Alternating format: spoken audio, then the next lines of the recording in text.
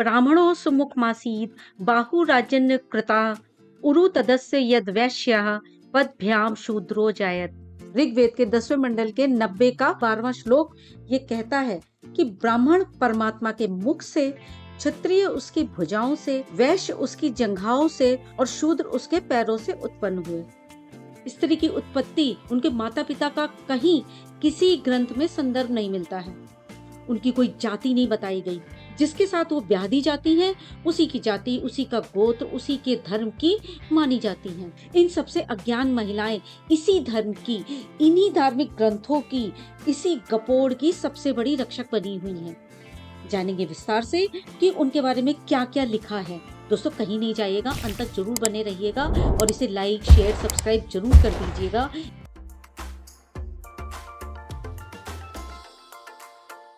नमस्कार दोस्तों, डॉक्टर मूक नायिका में आप सबका स्वागत है, अभिनंदन है। सभी धार्मिक ग्रंथों में उत्पत्ति पुरुषों की ही मानी जाती है।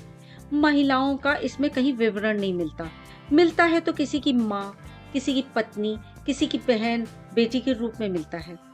माना जाता है कि स्त्री की कोई जाति नहीं होती, इसीलिए चाहे चारों वेद हो, चाहे यास्काचार का निरुक्त हो, चाहे स्मृतियां हो, चाहे रामायण हो, महाभारत हो, पुराण हो, हर जगह स्त्रियों की कहीं लकड़बग्घों से तुलना की है, कहीं उनकी बुद्धि तुच्छ लिखी है, कहीं उन्हें दुर्हिता, दुखदायिनी लिखा है, कहीं अग्नि परीक्षा, कहीं जुए में दांव पर लगाना, कहीं चीर हरण, कहीं वेदों की पढ़ाई से वंचित रखा गया, कहीं उन्हें घर की दासी बनाना ही धर्म लिखा गया, उन्हें क्रोधी, कुटिल, चंचल चित्त की, दूसरों पर शीघ्र आसक्त होने वाली कहा, उन्हें शूद्रा या उसके समकक्ष ही माना। समय समय पर कई वीडियोस में मैं उन सारे श्लोकों का विवरण दे चुकी हूँ। बात ज्यादा पुरानी नहीं है, आधुनिक युग की ही है।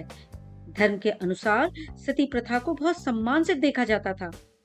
आज भी ये बीज कभी कभी सती के महिमा मंडन के रूप में फूट पड़ता है। यही वे धरती है जहाँ धर्म के हिसाब से एक विशेष वर्ग या एक विशेष जाति को स्तन ढकने की मनाही थी। उनको उनके स्तन के आकार के हिसाब से टैक्स देना पड़ता था। यही वे पवित्र भूमि है जहाँ एक विशेष जाति की बच्चियों को भगवान से शादी कर उन्हें देवदासी बना दिया जाता था और पंडित, पुजारी, ब्राह्मण और रसूखदारों के द्वारा जमकर उनका शारीरिक शोषण किया जाता था। कन्या भ्रूण हत्या, बाल विवाह, बहुपत्नी विवाह आदि को पोषित करने वाला यही धर्म है। वेदों के जमाने से लेकर तुलसीदास के काल तक स्त्रियों के प्रति दुराग्रह से उन्होंने अपने पन्ने रंग दिए हैं। उन्हें भोग की वस्तु या दासी ही माना गया है। हालांकि मनुस्मृति का एक श्लोक ये उद्वत करते हुए नहीं थकता कि यत्र नार्यस्तु पूज्यन्ते रमन्ते तत्र देवता, यत्र तास्तु ना पूज्यन्ते सर्वास्तत्र फलाः क्रिया। इस श्लोक की प्रशंसा करते हुए वे अपने पीठ थपथपाते हुए नहीं आघाते कि उनका दृष्टिकोण नारियों के प्रति क्या है, परंतु अगर कोई तार्किक दृष्टि से मनुस्मृति पढ़ ले तो अवश्य समझ जाएगा कि वास्तव में किस तरह की पूजा की जाती थी, किस तरह के सख्त नियमों और जंजीरों में उन्हें जकड़कर रखा गया था और बड़ी सुगमता से उन जंजीरों को संस्कार या संस्कृति का जेवर बना दिया गया। हम सबको पता है कि भारत एक जातीय प्रधान और पुरुष सत्तात्मक देश है, इसीलिए जिन वर्गों को खास अवसर मिलने चाहिए या आरक्षण मिलना चाहिए उनमें SC, ST, OBC और महिलाएं भी शामिल हैं। आज हम देखते हैं कि कथा पंडालों की भीड़ जिसमें उनको इन्हीं नियमों और संस्कारों को चाशनी में घोलकर पिलाया जाता है, वे महिलाओं से भरी पड़ी हैं। धर्म की आड़ में शारीरिक शोषण की आए दिन खबरें आती रहती हैं, परंतु मजाल है कि इन बाबा तांत्रिकों के पास इनकी भीड़ में रत्ती भर भी कमी आई हो। जिन कथाओं की उनके पात्रों की आड़ लेकर बलात्कारी बाबाओं ने सैकड़ों महिलाओं के साथ शारीरिक शोषण किया है, जेल गए हैं, उन्हीं कथाओं को बड़े रस से सुनने के लिए बिना नागा वे कथा पंडालों में जाती हैं, जैसे कि उन्हें घर काटता हो। घर के बड़े बुजुर्गों का तो अपमान करेंगी और इन धूर्त बाबा ढाबाओं के पैरों को धोकर पिएंगी। तो ऐसे में क्यों ना फायदा उठाएं उनकी मूर्खता का। व्रत हो, तीज त्योहार हो, उसकी बेसिर पैर कहानी हो, सत्यनारायण पूजा, बरगदी अमावस, शरद पूर्णिमा, करवा चौथ, होली अष्टमी, छठ आदि पूरे साल के इतने सारे व्रत और तीज त्योहार बना दिए गए हैं कि महिलाओं को इससे अतिरिक्त सोचने का अवसर ही ना मिले और वो व्रत करके शारीरिक रूप से कमजोर रहें। यही वो महिला जाति है जिन पर कभी काली देवी आती है, कभी दुर्गा देवी आती है, और वो भी सिर्फ झूमने या बलि मांगने।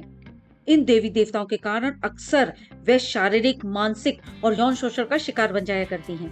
अति होने पर वे मृत्यु को भी प्राप्त हो जाती हैं, जबकि हो सकता है कि वो किसी मानसिक विकार का शिकार हो जिसका इलाज संभव होता है। यही वे धर्म है जहाँ उन्हें पढ़ने के अधिकार से वंचित रखा गया है, जिसमें उनको वेद पढ़ने की मनाही है। हम अक्सर देखते हैं कि हमारी मम्मी लोग शायद थोड़ी बहुत पढ़ी लिखी हैं, परंतु दादी, नानी, परदादी आदि बेसिक एजुकेशन भी प्राप्त न कर सकी। आज भी कई जगह कम उम्र में शादी, दहेज प्रथा, घर परिवार की जिम्मेदारी जिसके कारण वो पढ़ नहीं पाती हैं, और ऊपर से पुरुष सत्तात्मक सोच का दंभ कि वो कमाते हैं, जिसका असर कई बार स्त्री पर हाथ उठाने और उन्हें धमकाने के रूप में दिखता है। डोमेस्टिक वायलेंस की खबरें अक्सर आया करती हैं। भाई, अनपढ़ रहेंगी औरतें तभी तो पांव की जूती बनी रहेंगी। और ये सब भार अधिकतर तथाकथित निम्न जाति की स्त्रियां ज्यादा ढोती हैं।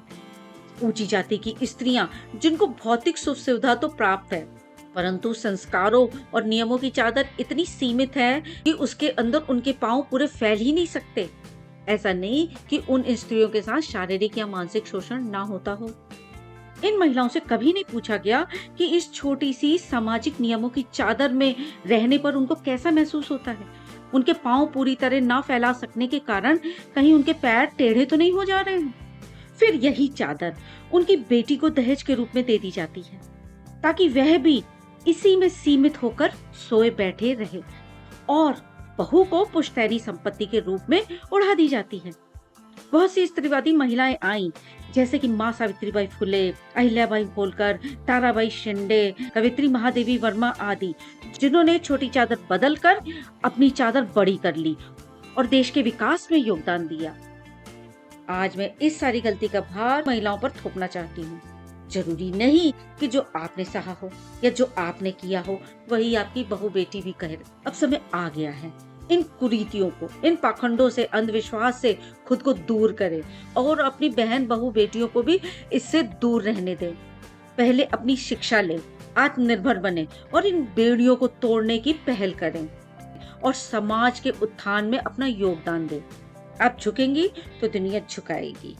आज का वीडियो मैं यही समाप्त करती हूँ। फिर मिलेंगे अगले वीडियो में किसी नए टॉपिक के साथ। इस वीडियो को आप अपने घर की महिलाओं और मित्रों से जरूर शेयर करके उन्हें जागरूक बनाइए। नमस्कार दोस्तों, अपना ध्यान रखना।